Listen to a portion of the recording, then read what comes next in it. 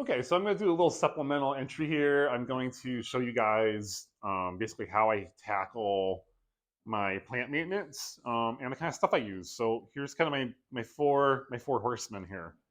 Yeah, let's talk about them. First up, we got the mosquito dunks. This also comes in a crumble form that you can like put in a little satchel and make a little tea bag out of, right? And then you're just going to soak this kind of overnight in a pitcher of water and have it ready for you the next day. Here it is. Here's the dunk, right? I kind of soaked this overnight. I already used a little bit, but this is plenty. So we're going to use this. Next thing we're going to use is Full Circle. This is basically a compost tea kind of concentrate. We're going to add this to our water, and we're going to use this for a lot of our plants. It's a nice general kind of microbe booster. But we're going to talk about the microbes in a minute because it's kind of important and a distinct feature of growing things in planters versus out in the garden. And the microbes are a big part of that. Another thing I do use from time to time is going to be the blue stuff. This is the blue powdery kind of plant food you see. And there's a reason why I use these very specific kinds. It's when it's for a specific kind of plant. Like some plants I kind of have to fertilize this way because they're not going to flower. They're just not going to do it. And unfortunately, flowers like plants like this, like African violets and stuff, they do not sell unless they're flowering. That's just the truth. So I gotta get them to be like, come on, make yourself pretty. And the sort of final layer of my treatment system, usually I do this like once a month, is this Master Nursery year-round pest fighter. It's basically just a bunch of horticultural oils mixed together. It's kind of this creamy, kind of like oily-ish thing. Another reason not to use it inside. So I use it out in the sunroom where it's fine. And it's it's great. It's really for like the adult versions of the pests you're trying to get rid of. The previous thing, the mosquito dunks, which are a bacteria, are meant to eat and destroy the larva of the fungus gnats, but it does nothing to the adults. So that's where this comes in. I also like to have just some rubbing alcohol handy. I will take this and put it into a little spray bottle.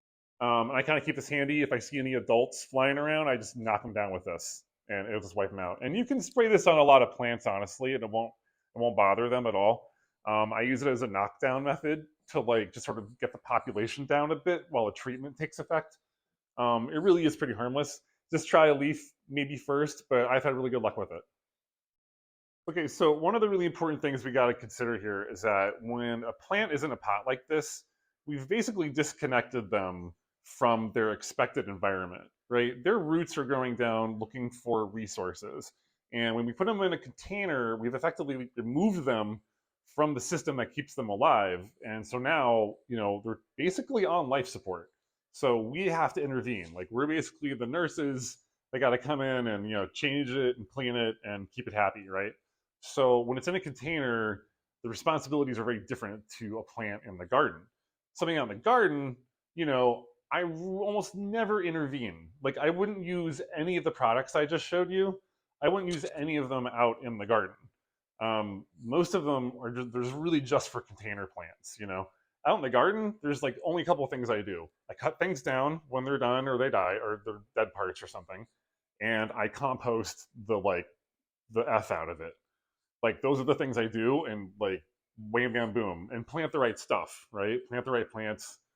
Just give them some compost and some attention, and like think about the water. It's it. But in a container, it's so much more complicated because it is on life support, and so that's why I rely on things like the blue stuff because even though it does sort of like push down microbial activity in the soil.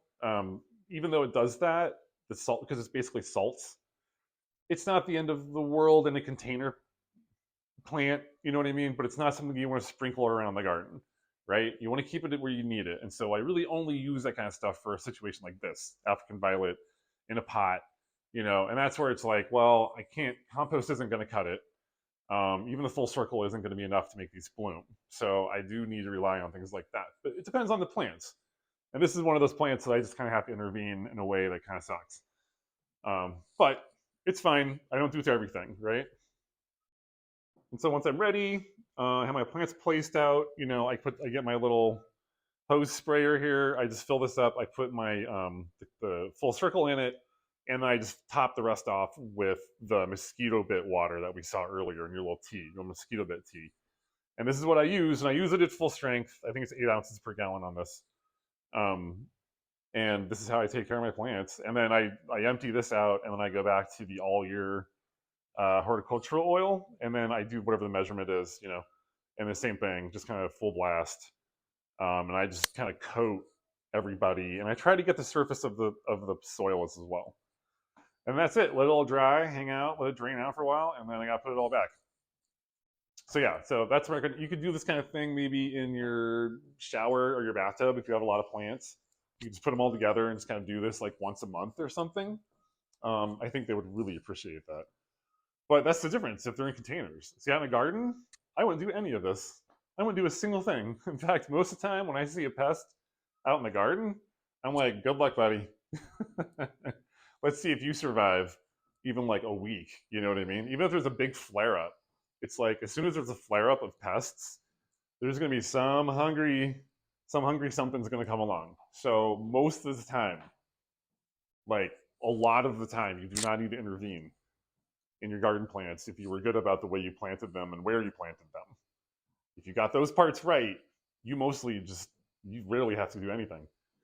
Containers, though, man, whew, they are a lot of work. And it's one of, I think, the absolute most difficult ways to have plants in your life is to have them in a container in your house. It's like hands down the hardest way to do it. So God bless you. I'm here to help you do that. I know it's a challenge. It's a challenge for me and everybody. So anyway, I hope this helped somehow a little bit. And if you guys all have any questions about plants, please feel free. I'm always happy to talk about it. Okay, see you tomorrow.